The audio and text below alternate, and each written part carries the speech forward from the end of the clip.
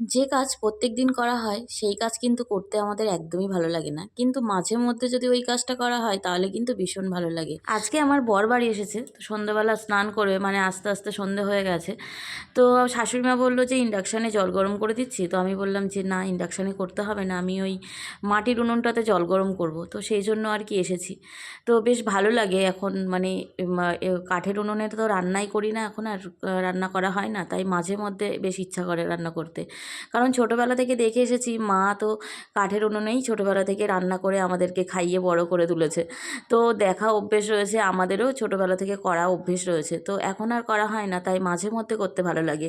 যখন মা করতো বা মাঝে মধ্যে আমি মায়ের হেল্প করতাম তখন কিন্তু একদমই ভালো লাগতো না।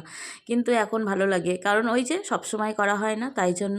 তো এখানে দেখো এক হাঁড়ি আমি জল বসিয়ে দিয়েছি জল গরম করার জন্য। আর এই হাঁড়িটা রাখা হয়েছে আমাদের জল গরম করার জন্য। প্রত্যেকদিন সকালবেলা থেকে সেই যতক্ষণ না আমাদের স্নান করা হয় ততক্ষণ পর্যন্ত কিন্তু এই উনুনে এক হাঁড়ি করে জল গরম হতেই থাকে, হতেই থাকে। আবার এক হাঁড়ি জল দিয়ে এইভাবে গরম হতে থাকে। তো আজকে আমার বর যেহেতু দেরি করে এসছে তো জলটা ঠান্ডা হয়ে গেছিলো। তো সেই জন্য আমি আর একটু গরম করে দিচ্ছি। প্রায় গরম হয়েই গেছে, এবার নামিয়ে নেব। তাই তোমাদের সাথেও ভিডিওটা শেয়ার করলাম। তোমাদের কেমন লাগলো